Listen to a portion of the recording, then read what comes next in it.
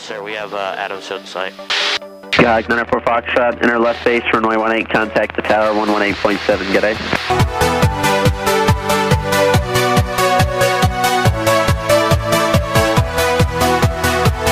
Alright, enter left base, runway 18 and tower 18.7. Have a good day, 904 Foxtrot. Yeah! Adams Tower, good morning. Skog 519 for Foxtrot on a 12-mile left base, runway 18. 1904 Foxtrot, Adams Tower, runway 18, cleared land. Alright, clear to land, runway 18, 904 Foxtrot.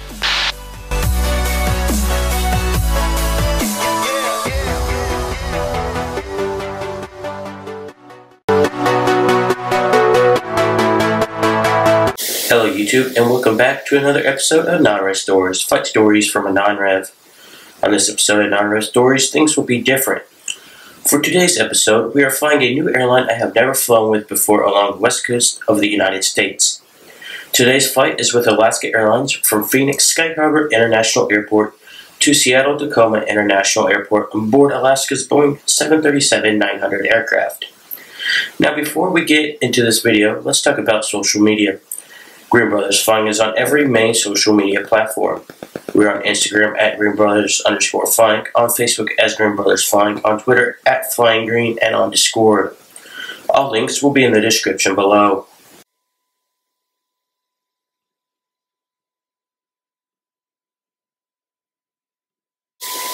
On this episode of Non-Rev Stories, this flight report is on an airline I have never flown until today, October 28th. This trip report is on an Alaska Airlines with service from Phoenix Sky Harbor International Airport to Seattle Tacoma International Airport. On today's flight, the aircraft of choice is a Boeing 737-900ER registered November 495 Alpha Sierra. Today's flight number is Alaska 923 and our gate is Terminal 3, Gate Echo 4. Along with the gate information, my seat for this early morning flight is seat 7C, an aisle seat in Alaska's premium economy. I was originally in row 18, but it was a cheap $29 to upgrade for a 3-hour flight, and the extra legroom was welcome. Terminal 3 is Phoenix's newest terminal after a revamp, and all the other airlines fly out of that terminal. Alaska, United, Delta, and Frontier are some of the airlines that fly out of Terminal 3. If you are a Phoenix native and haven't flown out of Terminal 3, I highly recommend so. It has to be one of the cleanest and most modern terminals I have ever been to. Anywho, let's get into this trip report. The day started bright and early for me as I had to get up around 4 a.m. to get ready to leave my friend's house so I can get to the airport on time. After getting ready, we leave his house on time at 4:30 a.m. and drive down the 51 to the airport.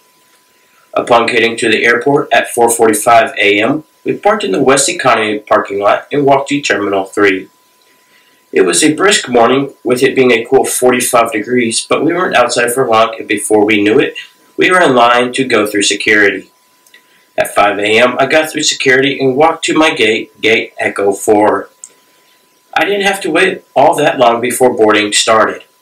In fact, Alaska boards back to front, but if you are in first class or in premium cabin, you board first. At 5:40 a.m., I was on the plane and in my seat 7 Charlie. At 6:05 a.m., 10 minutes before scheduled departure time, we pushed from the gate and taxied to runway 7 left. At 6:18 a.m., we thundered into the morning sky and we were on our way to Seattle. At 6:45 a.m., a very light snack was served consisting of a few drinks and a snack mix. My drink of choice for this flight was good old Sprite. Not much happened for the next 2.5 hours as I just slept and listened to some music to keep my mind calm and collected. About 25 minutes from landing, we started our descent into Seattle, and at 1 minute till 10 a.m., 9:59 a.m., we landed on Seattle's 16 right.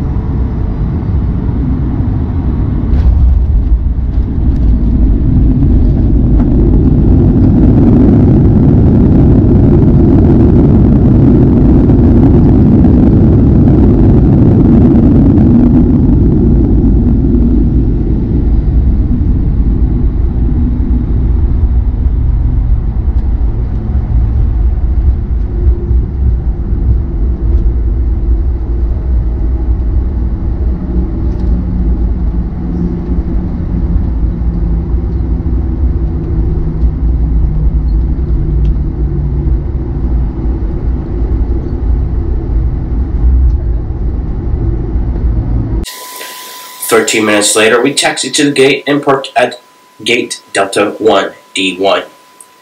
Deplaning was quick and efficient as I had a seat up in premium economy. Once I got off the plane, I went to my next gate, Charlie 10 Foxtrot, and decided to get some Starbucks to wake me up. Overall, I think Alaska Airlines has some of the best customer service in the airline industry, and the high-flying Alaska is a real one. I would definitely recommend them to anyone who does a lot of flying on the west coast of the United States. If you want to see more of these videos, please like, comment, and of course subscribe. Until the next one, blue skies and a tailwind.